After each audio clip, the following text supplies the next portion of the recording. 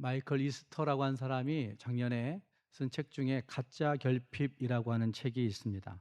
그 가짜 결핍이라고 하는 책에는 인간이 가지고 있는 그 결핍의 고리에 빠지기 쉬운 그 모습들을 잘 언급해 주고 있는데, 우리는 내가 무엇인가가 없다고 느낍니다. 왜 나에게만 이런 결핍이 있을까? 나에게만 왜 이런 부족함이 있을까라고 생각하지만, 사실은 그것이 잘 생각해 보시면 가짜 결핍의 고리에서 순환적으로 일어나고 있는 태도들일 때가 있다는 겁니다. 인간의 뇌는 기회의 발견을 어, 하게 되는데 익숙해져 있고, 그 기회를 발견할 때에 예측 불가능한 어떤 보상들을 기대하면서 이것이 기회구나라고 생각한다는 거예요.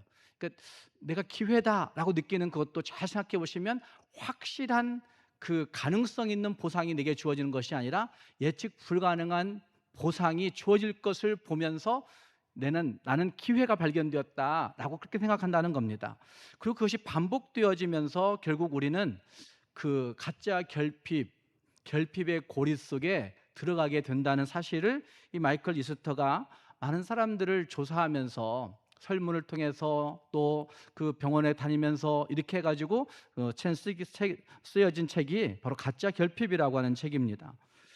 하지만 인간들은 그 기회의 발견이나 예측 불가능한 어떤 보상이 내게 주어질 것 같은 느낌이 들 때에 결국 자기에게 그것이 주어질 거라는 생각 때문에 특정한 어떤 행동이나 특정한 어떤 마음이나 특정한 어떤 그 모습으로 중독되어져 가는 그런 경향성을 보인다고 그 책은 이야기합니다. 생존의 불안 앞에서 즉각적인 위안을 받을 수 있을 것 같은 생각을 갖지만 실제로 그렇게 일어나지 않는데도 불구하고 자기는 이거라고 생각하면서 그렇게 가짜 결핍을 추구하는 그런 경향들이 많이 있는 겁니다. 인간은 결핍의 고리가 반복적 순환을 일으켜 내 안에 계속적으로 어떤 불평과 원망과 두려움과 불만족 속에 살고 있다고 말할 수도 있을 것입니다. 하지만 이것은 오늘의 말씀에서는 사냥당한 영혼의 이야기 속에 등장하고 있습니다. 결국 우리 영혼들이 사냥당할 때 우리는 내게 없는 것만 보면서 이것이 부족하다, 이것이 부족하다, 이것도 없다, 저것도 없다, 이렇게 생각하면서 살아간 일들이 벌어지게 된다는 말입니다. 에스겔서 13장 18절 말씀에서 여호와 하나님은 사람의 영혼을 사냥하려고라고 하는 말씀으로 시작합니다. 그리고 수건을 만드는 여자들에게 화 있을진저라고 하는 그 말씀을 보시면, 어쩌면 그 영혼을 사냥하려고 이것저것 행하고 있는 그 수건 만드는 여성들, 이렇게 얘기하지만 거짓 선지자들에게 화가 있다고 진노하시는 말씀이 거기 등장하고 있는 겁니다. 여기서 영혼이라고 하는 단어는 단순히 육체와 분리된 어떤 그 비물질적인 우리의 마음이나 우리의 생각이나 우리의 그것들을 우리가 생각할 수 있지만 그것만을 의미하지는 않습니다. 영혼이라고 하는 히브리어 단어는 생명과 우리의 의지와 우리의 감정과 우리의 인간의 인격과 그 모든 것들을 다 포함한 전인격적인 존재, 그것을 영혼이라고 그렇게 일컫고 있는 것을 볼 수 있습니다. 그렇기 때문에 영혼을 사냥당한다, 영혼을 사냥한다라고 하는 것은 사냥꾼이 올무와 어떤 그물로 새와 짐승을 포착하여서 그 짐승과 새의 생명과 그 자유를, 그의 의지와 새나 짐승에게 감정이 있다고 한다면 그것까지도 다 박탈하여 버리는 그것과 같이 영혼을 사냥한다는 얘기는 한 인간의 전 인격과 삶의 주도권을 완전히 장악하여 파멸로 이르게 하는 그 모습을 영혼 사냥이라고 그렇게 이야기할 수 있는 것입니다. 그래서 영혼이 사냥당한다, 영혼을 사냥당했다라고 하는 말은 단순히 어떤 종교적인 속임수에 넘어가, 어떤 교리적인 속임수에 넘어가는 것을 의미하는 것은 아닙니다. 그것은 인간이 마땅히 맺어야 할 창조주 하나님과의 그 인격적이고 의존적이고 사랑적이고 평강 안에 누릴 수 있는 그 관계가 단절되어 버리고, 그 자리에 내가 원하는 어떤 결핍의 그것들, 욕망들, 이미 조작된 종교적 두려움과 기복적인 탐욕이 내 안에 자리 잡은 그것들로 인하여서 내 인간의 영적인 부분, 심리적인 부분, 물리적인 부분, 내 인격적인 부분, 내 삶의 전체가 거짓된 어떤 그것에 볼모 잡힌 듯이 끌려가고 있는 모습을 영혼 사냥이라고 이야기할 수가 있는 것입니다. 이와 같은 끔찍한 영혼 사냥은 어떤 과정을 통해서 일어날까? 이것은 결코 우발적으로 일어나는 것은 아닙니다. 내 성격이 본래 그래요, 내 성품이 지랄 같아서 이렇게 얘기하지만 그건 우발적인 그런 것으로 말할 수는 없다는 말입니다. 인간의 깊은 내면과 그 마음속에 어떤 류의 두려움과 그 연약함과 죄성과 욕망, 그리고 그 마음 외에 환경적인 상황적인 취약성들이, 불안들이 교묘히 결합하여서 결국 우리의 영혼을 옴짝달싹하지 못하도록 막아버리는 일들이 벌어집니다. 에스겔 시대의 이스라엘 민족은 바벨론 포로라고 하는 전대미문의 재난과 고난 속에서 극심한 영적 고갈과 그리고 육체적인 그런 어려움들을 경험합니다. 그러면서 그들은 여러 사람들의 이야기들이나 권력자들의 그 착취를 통하여서 그들의 감정이 상했다라고 얘기할 수 있는 상한 감정의 이야기들이 거기에 나타나고 있는 것입니다. 고난과 상실, 우울감이나 열등감이나 두려움이나 불안들이 그것을 겪는 인간들은 그 고통을 하나님 앞에서 정직하게 직면하고 내어놓고 호소하기보다는 즉각적인 위안을 줄 수 있는 어떤 방법들을 찾아 헤맬 때가 많습니다. 즉각적인 위안을 줄 수 있는 방어 기제나 어쩌면 회피적인 수단들이나 그 순간만을 모면할 수 있는 어떤 취미나 그 순간만을 다 넘어갈 수 있는 어떤 내 기호 식품들이나 이런 것들을 찾게 마련이고, 거짓 선지자들은 바로 이런 것들을, 이런 영적인 공백들을, 이런 정서적인 공백들을 파고들어서 우리의 영혼을 사냥하는 일들이 벌어진다고 말할 수가 있습니다. 거짓 선지자들은 십자가에 자기 부인과 더딘 느리게 진행되어지는 회개의 길 대신에, 하지만 이 부정매면 당장 불행에서 해방될 수 있어, 이거 달면, 이거 가지면, 이거 붙들고 있으면, 이 취미생활하면 금방 불행을 피하고 복을 받을 수 있어 라고 그렇게 우리에게 달콤하게 다가올 때가 있을 것입니다. 이것이 마술적 해결책이라고 그렇게 이야기할 수도 있을 것입니다. 현대인들의 조급한 결핍을 자극하는 것이죠. 타락한 본성은 인격적인 하나님 앞에 순복하기보다는 내가 내 삶을 스스로 통제할 수 있어 예측 불가능한 가능성들을 찾아 헤매면서도 이것은 예측 가능한 거야, 내가 이렇게 하면 이렇게 될 것 같아 라고 하는 말은 불가능한 거예요. 그런데 예측 가능하다고 믿고 거기를 향하여 나아가는 겁니다. 내 삶을 스스로 통제할 수 있고, 내 삶을 스스로 이끌 수 있고, 내 삶을 스스로 주도할 수 있고, 내 삶을 스스로 얼마든지 디자인할 수 있다고 생각하는 이 치료적 마술에 매달리는 일들이 어쩌면 스스로 덫에 걸려드는 모습이라고 말할 수가 있습니다.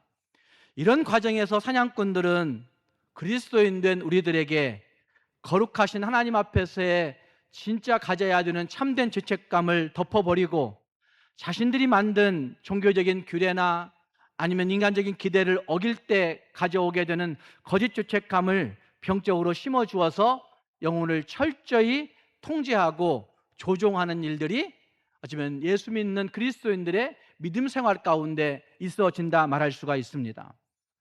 이러한 영혼 사냥의 결과는 매우 참혹하다고 말할 수가 있을 것입니다.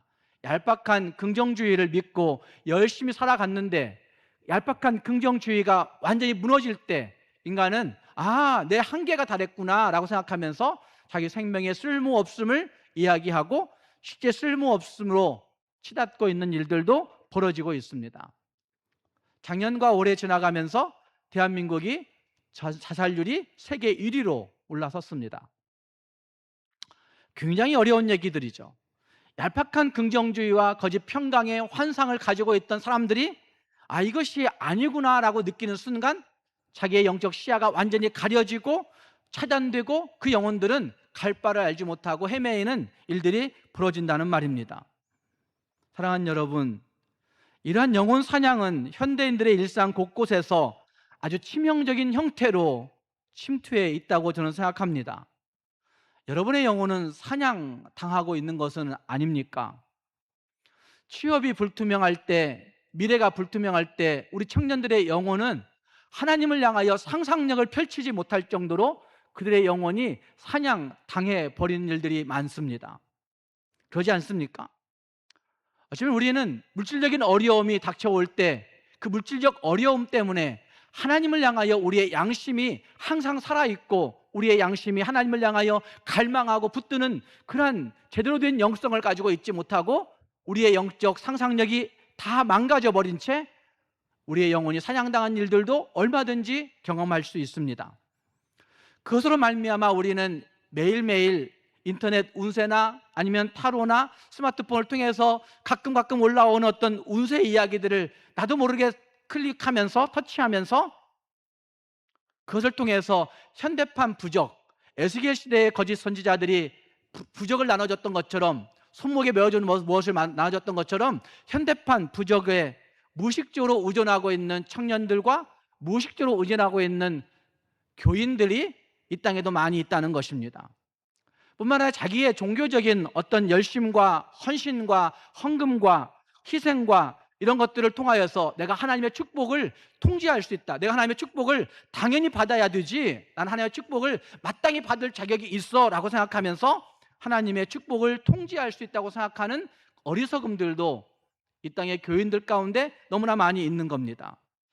기계적으로 얻어낼 수 있다고 생각하는 맹신하고 있는 기복주의나 성공주의의 신앙들, 그리고 무엇보다 우리 사회의 관계적 소외감과 영적 갈급함들을 정말 귀신같이 파고들고 있는 그 치밀한 모략들이 영혼 사냥꾼들에게는 너무나 많이 있습니다.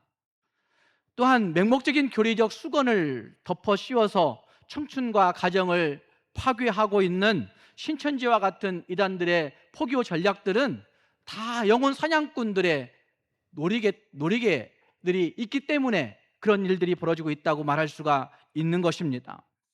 하지만 그들은 오늘날 우리 영혼의 틈새를 파고들고 우리 영혼의 틈새를 교묘히 노리고 있는 현대판 영혼 사냥꾼들이라 말할 수가 있을 것입니다. 오늘의 말씀을 같이 생각해 보시면서 내 삶을 통제하고 있는, 내 삶을 올가매려고 다가오고 있는 영혼 사냥꾼은 과연 무엇일까? 나에게서 영혼 사냥꾼은 과연 무엇일까? 한번 분별해 볼 수 있기를 바랍니다. 그리고 그 영혼 사냥꾼들을 과감히 아니다 외치고 떼어내고 예수 그리스도의 십자가의 은혜 앞에서, 은혜 안에서 진짜 참된 영혼의 자유와 평강을 누릴 수 있는 저와 여러분이 될 수 있기를 주님의 이름으로 축복합니다. 함께 읽은 말씀 13장 17절 이하의 말씀은 영혼 사냥이라고 하는 끔찍한 그런 단어가 반복적으로 드러나면서 그 끔찍한 영적 비극이 구체적으로 누구에 의해서 무엇을 도구로 어떤 방식으로 일어나고 있는지를 잘 보여주고 있습니다. 이 말씀은 단지 고대 이스라엘에 지나간 역사의 문제가 아니라 오늘날에도 분명히 우리에게도 다가오고 있는 영혼 사냥의 이야기들이라 저는 생각합니다. 그래서 불안과 결핍의 시대를 살고 있는 이 세계의 많은 사람들, 현대인들과 한국교회를 향한 하나님의 경고가 이 에스겔서에는 담겨 있다고 말할 수가 있는 것입니다. 이 영혼 사냥은 누구에 의해서 일어난다고 생각하십니까? 여러분, 영혼 사냥을 과연 누가 그렇게 할까? 17절 말씀은 이렇게 얘기하고 있습니다. 자기 마음대로 예언하는 여자들에게 경고하며 라고 그렇게 말하고 있습니다. 자기 마음대로 예언하는 여자들, 여성들이 있어서 너무 죄송해요. 여성들만의 얘기는 아니에요. 자기 마음대로 예언하는 거짓 선지자들을 이야기하고 있는 겁니다. 그 이유는 좀 복잡합니다. 고대에서 그 주술적인 행위를 하는, 2부 때는 이 얘기를 못 할 거예요. 1부 때는 하면 주술적인 행위를 하는 그 제단들은 다 여사제들이 있었다고 합니다. 근데 여사제들이 사람들을 미혹하는 겁니다. 그래서 여사제들은 기독교의 신앙 안에 여사제가 있는 게 아니에요. 이게 고대 근동에 있었던 많은 제단들에는 여성 사제가 있어서 여성 사제들을 통하여서 사람들을 미혹하고 어떤 물질적인 것들을 많이 착취해내야 되니까 그들을 통해서 성적인 일들도 벌어지고 이런 일들이 허다하게 벌어진 겁니다. 그렇기 때문에 에스겔 선지자의 그 예언은 여성들에게 집중되어 있는 것 같지만 사실은 거짓 선지자들에게 집중되어 있는 예언으로 보아야 된다는 말입니다. 어쨌든 거기 읽었던 말씀에서 자기 마음대로 예언하는 여자들에게 경고하며 라고 하는 그 말씀은 자기 마음에서 우러나온 얘기를 하고 있는 사람들을 이야기하고 있는 겁니다. 객관적인 여호와의 하나님의 말씀에 있는 것이 아니라 철저히 자기 마음에 근거해서 자기 마음에서 우러나온 것들을 예언하고 있는 그런 모습이라 할 수 있다는 말입니다. 더 충격적인 것은 그들이 백성들의 팔목에 주술적인 부적을 꿰매어 매고 사람들의 키에 맞추어 머리에 덮어 씌우는 수건을 만들어 씌워주기도 하고 그것을 통해서 사람의 영혼을 새처럼 사냥했다고 이야기하고 있는 말씀이 등장하고 있는 겁니다. 겉으로는 애군을 막고 질병을 치료해 준다고 말하고 있지만 방어적이고 치료적인 사술이라고 말할 수 있겠지만 영혼 사냥의 도구로 그것들을 사용하고 있더라, 부적과 수건을 사용하고 있더라라고 지목하고 있는 말씀으로 볼 수가 있는 것입니다.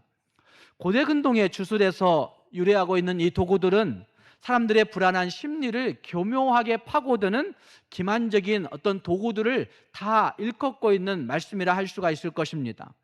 그래서 단순히 부적과 수건만을 의미하고 있는 것이 아니라 사람들의 마음을 기만할 수 있는 그 불안한 심리를 교묘하게 이용할 수 있는, 착취할 수 있는 그 모든 도구들을 여기 부적과 수건이라고 하는 항목 안에 다 집어넣을 수 있다, 말할 수 있다는 말입니다.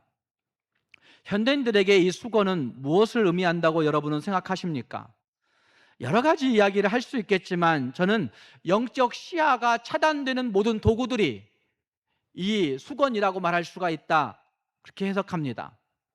하지만 키가 큰 자나 작은 자나 각 사람들이 어떤 연령에 따라서, 성향에 따라서, 결핍에 따라서, 어떤 그들의 요구에 따라서 완벽하게 맞춘 어떤 수건을 그 여사제들이, 거짓 선지자들이 했는지도 모릅니다. 부적 쓰는 사람들의 이야기도 그렇게 제가 듣습니다. 부적을 쓸 때에도 이 사람을 상담해 보다 보면 이 사람이 어떤 부적을 원하는지를 알고 있는 거죠. 그러니까 그 사람이 원하는 것 같은 부적을 빨간 글씨로 크게 쓰든지 작게 쓰든지 그 사람이 원하는 부적 이야기를 써주는 거예요.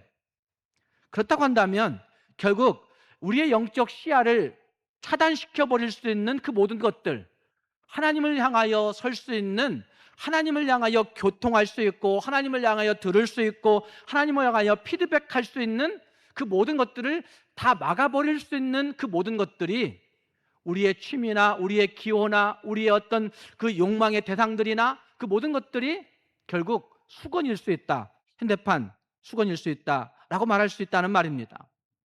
우연을 가장한 만남을 통해서 이단들이 다가올 때가 있습니다. 이단들이 도형 심리 검사를 요즘은 많이 사용한다고 이야기합니다. 어쩌면 위장된 문화 강좌를 사용하기도 하고, 위장된 어떤 합창단을 사용하기도 하고, 위장된 어떤 공연, 어떤 음악회 이런 것들을 사용하여서 접근하여서 피해자의 심리적인 장벽을 허물고, 심리적인 장벽이 허물어진 다음에 그들의 영적인 시야가 이곳으로 솔깃하도록 만들어 버리고 맹목적인 교리로 그들의 이성과 분별력을 마비시킴으로 말미암아 그들을 따를 수밖에 없도록 만들어 버리는 모략 포교가 그 현대판 수건 안에 분명히 있다는 말입니다. 또 팔목의 부적 이야기는 여러분 무엇이라고 생각하십니까? 이것은 내 삶의 불확실성과 두려움을 주술적으로 통제해 보려고 하는 헛된 욕망의 도구들이라고 저는 생각합니다. 내 삶이 불확실하다, 미래가 예측 불가능하다라고 하는 두려움이 우리에게 들어오게 되면 우리는 그런 곳들을 찾아가게 되어집니다. 혹시라도 되지 않을까? 혹시라도 그 그룹에 가면 그런 얘기 들을 수 있지 않을까? 혹시라도 이 점쟁이에 찾아가면 그렇게 들을 수 있지 않을까? 혹시 이분에게 찾아가면 내가 필요한 내게 기호에 딱 맞는 그 말을 해주지 않을까? 라고 하는 생각들을 가지고 헛된 욕망의 도구로 찾아가는 일들이 많이 있다는 말입니다.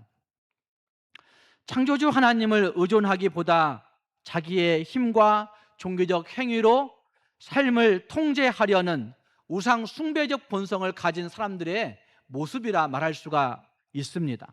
이 기도만 외우면 괜찮을 거야. 이 집회에 참석만 하면 그냥 평안해질 거야. 이만큼 헌금만 하면 당장의 질병과 애군을 막아설 수 있을 거야. 이렇게만 하면 당신의 소원이 이루어질 거야 라고 생각하는 그런 기복주의적인, 성공주의적인, 긍정주의적인 그런 모습들은 현대인들의 불안과 통제 욕구를 자극하여서 그들을 끝없는 맹신의 노예로 묶어버리고 있는 치명적인 올무요, 치명적인 사냥꾼이라 말할 수가 있는 것입니다. 그들에게 동일한 것 한 가지는 객관적인 진리의 말씀에 관심이 없다는 것입니다. 철저히 자기 내면의 왜곡된 상상력과 욕망에 기인해서 하나님이라고 하는 허상을 쫓고 있는 것입니다. 객관적인 진리의 말씀이 말하고 있는 하나님, 이것은 별로 관심이 없습니다. 내 경험이 말하는 하나님을 찾고 싶은 겁니다. 내 직성에 풀리는 하나님을 만나고 싶은 것입니다. 더욱더 충격적인 것은 19절에 나타나고 있는 그들의 동기라고 말할 수가 있는데 19절 말씀에는 이런 말씀이 등장합니다. 너희가 두어 움큼의 무엇과 보리와 두어 조각의 무엇을 위해서? 떡을 위하여 무엇을 했다는 거예요? 영혼을 사냥했다는 겁니다. 그러니까 그들이 영혼 사냥꾼이 되어서 영혼을 사냥하는 이유가 무엇이냐고 묻는다면 두어 웅큼의 보리와 두어 조각의 떡을 위하여 그렇게 했다고 말하고 있는 겁니다. 그런데 이것이 오늘 우리들의 모습 아닙니까? 예수님께서 우리에게 말씀하십니다. 너희는 무엇을 먹을까? 무엇을 입을까? 뭐 하지 마라 그랬어요? 염려하지 마라고 말씀하십니다. 염려하지 마라고 말씀하십니다. 왜냐하면 우리는 무엇을 먹을까, 무엇을 입을까 이 염려에 항상 주눅들어 살고 있기 때문에 결국 인간의 그 영원한 생명이 이 땅의 것들에 의해서 좌지우지 될까 봐 우리는 거기에 애걸복걸하고 살아가는 일들이 벌어지는 것이죠. 이걸 잘 알고 있는 영혼 사냥꾼들은 거기에 맞춰서 우리의 영혼을 사냥하려고 다가온 일들이 벌어진다는 말입니다. 사람들은 전쟁과 기근이라는 두려운 현실 앞에서 하나님의 진노 앞에 엎드려 회개하는 대신에 내 손목에 부적을 메고 내 머리에 수건을 뒤집어 쓰므로 다가오는 불행을 좀 막아봤으면 이런 생각을 하면서 살아왔습니다. 이 거짓 선지자들은 겨우 두어 움큼의 보리와 두어 조각의 떡이라는 비참하고 하찮은 그 물질적 이익을 챙기기 위해서 생명을 살려야 하는 생명을 살려내야 하는 하나님의 이름을 팔아먹고 백성들의 영혼을 사냥물로 전락해버리고 있는 그런 모습이 거기에 나타나고 있는 것입니다. 이것은 남의 이야기가 아닐 것입니다. 천국에 계신 팀 켈러 목사님이 남겨놓은 책에 의하면 피조물인 인간이 창조주 하나님 없이도 스스로 자족하며 내 삶을 통제할 수 있다고 믿는 교만을 가리켜서 그는 우주적 배은망덕이라는 용어를 썼습니다. 우주적 배은망덕이라고 지적하고 있습니다. 우주적 배은망덕은 영적으로 자족하다는 환상 속에 사는 것입니다. 그것은 은혜로 주어진 선물을 마치 내 공로인 양 가로채는 것입니다 라고 팀 켈러 목사님은 이야기했습니다. 우주적 배은망덕, 처음부터 그러지는 않죠. 처음부터 그러지는 않고 하나님 앞에 애걸복걸하며 매달 때가 있습니다. 그런데 조금 지나가서 괜찮아지고 나면 그 모든 것들이 은혜로 주어진 것을 까마득히 잊어버린 채 하나님이 주신 것임에도 불구하고 내 공로인 양, 내가 기도해서, 내가 열심 부려서, 내가 희생해서 얻어진 양 하나님의 공로를, 하나님의 은혜를 내 공로로 가로채는 우주적 배은망덕자들이 이 땅의 교회들에는 너무나 많이 있는 것입니다. 그러면 우리의 영혼이 사냥당했을 때 어떤 일들이 벌어지겠습니까? 우리 영혼이 사냥당하면 저는 이런 생각이 듭니다. 22절 말씀을 한번 보십시오. 22절 말씀 보시면 내가 슬프게 하지 아니한 의인의 마음을 너희가 거짓말로 근심하게 하며, 이런 일이 벌어지는 거예요. 내가란 말은 하나님이에요. 하나님이 슬프게 하지 아니한 그 의인의 마음을 그 거짓 선지자들이 너희가 뭘로 근심하게 해요? 거짓말로 근심하게 하고, 너희가 또 악인의 손을 굳게 하여 그 악한 자들의 손은 굳게 해주어서, 강하게 해주어서 악한 길에서 돌이켜 떠나 삶을 얻지 못하게 하였은지요. 악한 자들은 강하게 해줘요. 아, 너 잘하고 있어. 그 정도면 신앙생활 잘하고 있는 것이지. 이렇게 얘기하는 거예요. 22절 말씀은 영혼 사냥의 가장 악독한 심리적 메커니즘을 폭로하고 있는 말입니다.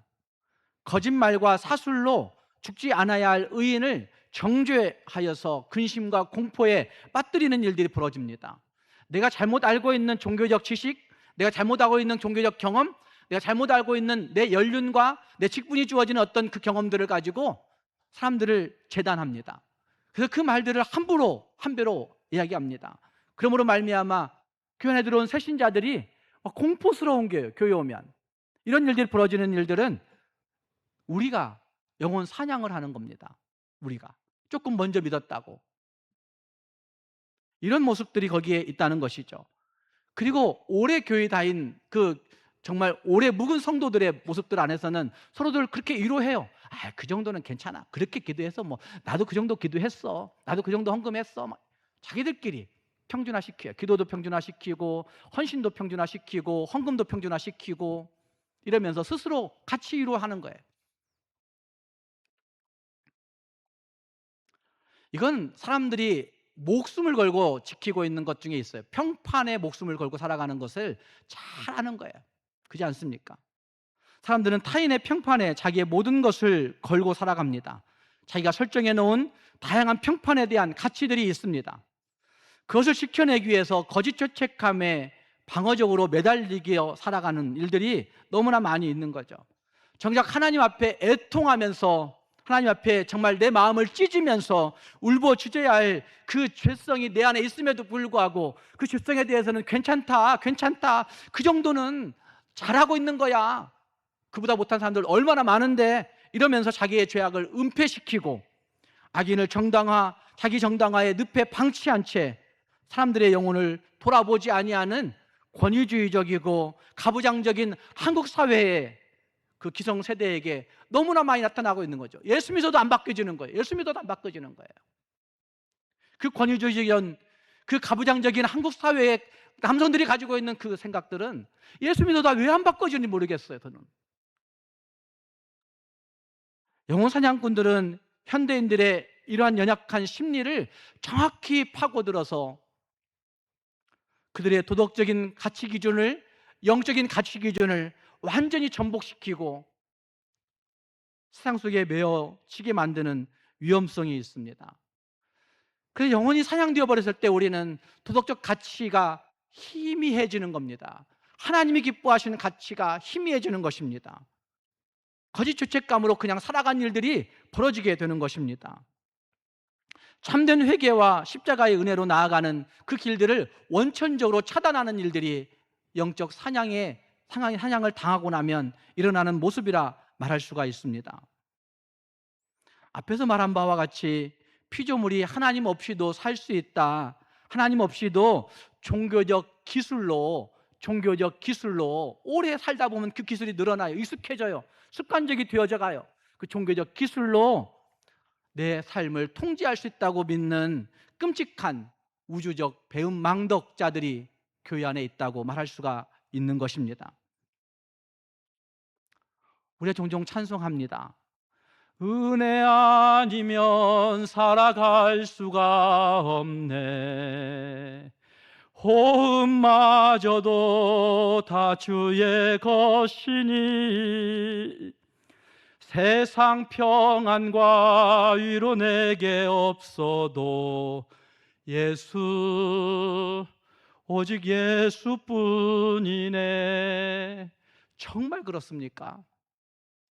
호흡마저도, 내가 숨 쉬는 이 호흡마저도, 이 딸깍딸깍 해가는 그 호흡마저도 하나님의 은혜 아니면 살 수 없다고 얘기할 수 있어야 되는 것인데, 우리는 진짜 그 은혜를 다 까먹어 버린 영혼 사냥당한 자들로 살고 있는 것은 아닌가 생각해 보아야 된다는 말입니다. 사랑하는 성도 여러분, 에스겔 선지자의 그 말씀을 다시 한번 우리가 귀담아 뼈아프게 들으면서 정말 영혼 사냥의 그 섬뜩한 그 사실에 꼭 직면해 볼 수 있기를 바랍니다. 내 영혼은 사냥당한 것은 아닐까?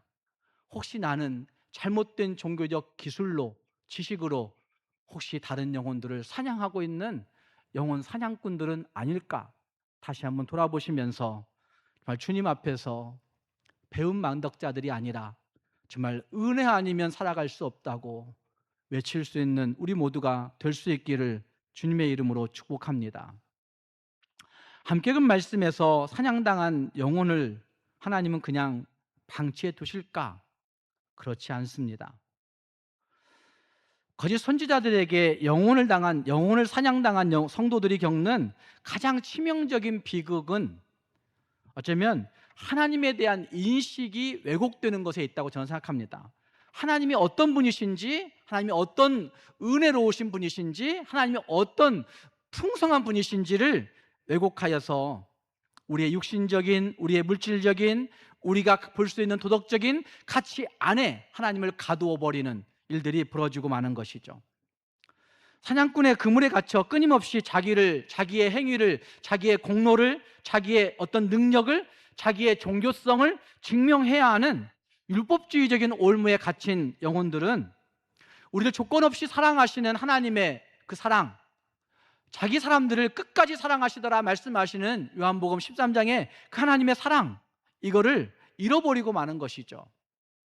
영적인 질식 상태에 갇혀 있는 성도들은 지금 하나님의 은혜 가운데 하나님을 보지 못하는 그런 일들로 말미암아 하나님이 얼마나 풍성하신지, 하나님이 얼마나 조건 없으신 분이신지, 하나님이 얼마나 절대적인 분이신지, 하나님이 얼마나 영원하신 분이신지, 하나님이 얼마나 전지하시고 전능하신 분이신지를 다 까먹어 버리는 것입니다.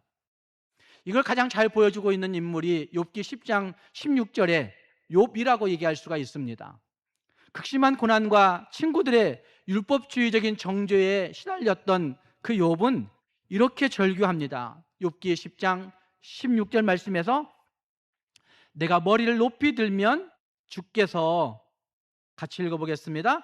주께서 젊은 사자처럼 나를 사냥하시며 내게 주의 놀라움을 다시 나타내시나이다. 내가 머리를 높이 들면, 내가 내 결백을 주장하고 내가 괜찮다, 나는 믿음 있는 사람이야, 나는 하나님 믿는 사람이야 라고 그렇게 얘기하면 내가 조금씩 머리를 들려고 할 때마다 하나님이 마치 뭐처럼? 젊은 사자처럼, 맹수처럼 자신을 어떻게 한다고요? 사냥하신다고. 추격하고 덮친다. 추적도 하시고, 맹수는 그러지 않을 건데 하나님은 추적하시는 분이죠. 우리 사사치 아시기 때문에 추적한 다음에는 추격하시고 그리고 덮친다 라고 하는 뜻이 거기 사냥에는 담겨져 있습니다. 맹수처럼 사냥한다, 그렇게 느끼고 있는 거예요. 바로 영혼 사냥꾼들에게 포획된, 영혼이 사냥당한 사람이 겪는 비참한 영적 현실을 잘 보여주고 있는 말씀이 거기에 나타나고 있습니다. 사랑하는 여러분, 정말 하나님이 그러실까요?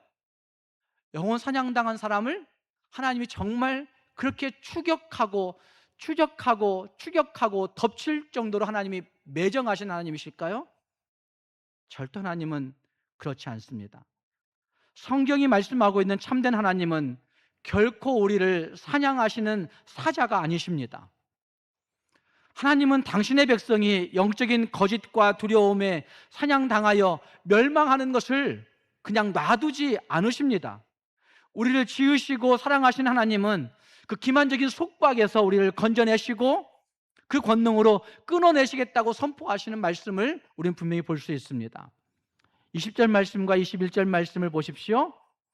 너희가 새를 사냥하듯 영혼들을 사냥하는 그 부적을 내가, 누구일까요? 이거는 하나님이 너희 팔에서 어떻게 해요? 떼어버리고 너희가 새처럼 사냥한 그 영혼들을 누가? 하나님이 놓아주며 또 너희 수건을 누가 찢을까요? 하나님이 찢어버리시고 내 백성, 하나님의 백성인 너희를 그들의 손에서, 거짓 선지자의 손에서 어떻게 해서요? 건지시고 너희 손에 사냥물이 되지 아니하게 하시리니 라고 그렇게 말씀하고 있습니다. 이와 비슷한 말씀이 시편 91편 3절에도 등장합니다. 이는 그가 너를 새 사냥꾼의 올무에서와 심한 전염병에서 건지실 것이미로다 라고 그렇게 말씀하고 있습니다. 사랑하는 여러분, 하나님은 우리를 옥죄는 사냥꾼이 아닙니다. 우리를 사냥하는 진짜 원수는 거짓 선지자들과 그 배후에 있는 사탄이요, 마귀요, 귀신이라 말할 수가 있습니다.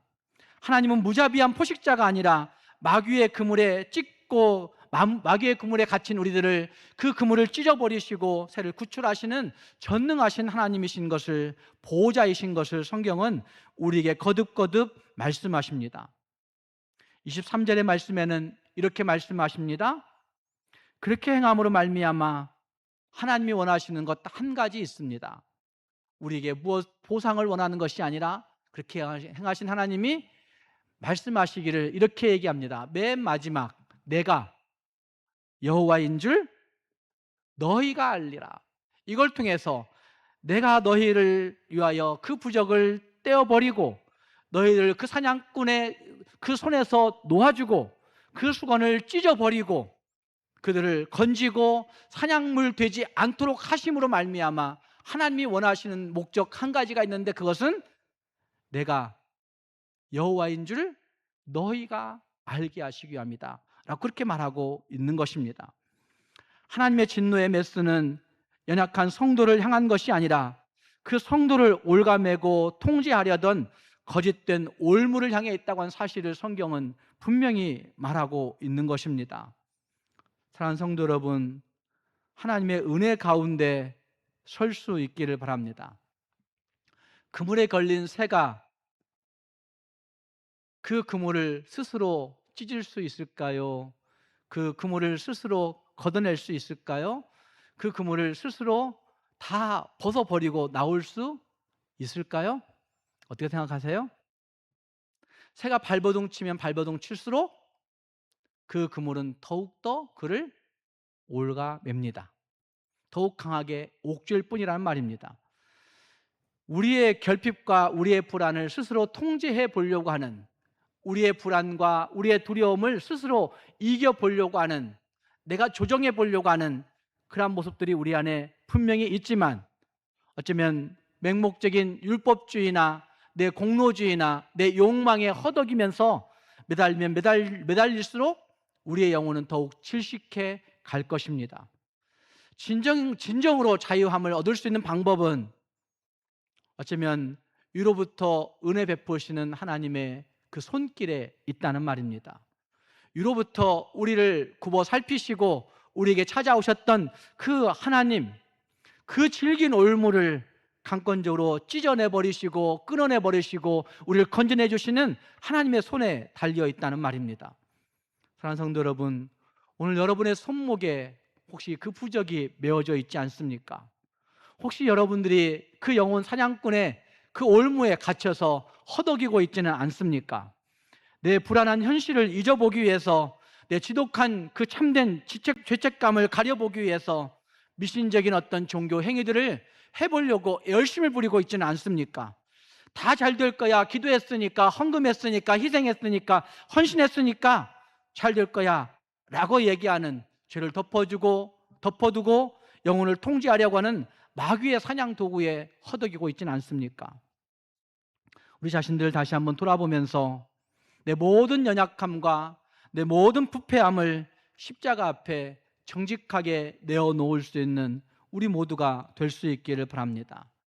내 영혼이 찢겨 있다고, 내 영혼이 사냥당한 그런 지경에 처해 있다고, 내 영혼이 하나님의 은혜 아니면 다시 설 수 없다고 고백하면서 주님 앞에 나아갈 때 생명의 반석 되시는 그 하나님이, 영원히 흔들리지 아니하시는 그 하나님이 그 올무를 걷어주시고 끊어내주시고 건져주시고 우리를 하나님의 손 안에 품어주신다는 사실들을 기억하며 주님 앞에서 참된 은혜와 평강을 누릴 수 있는 우리 모두가 될 수 있기를 주님의 이름으로 축복합니다.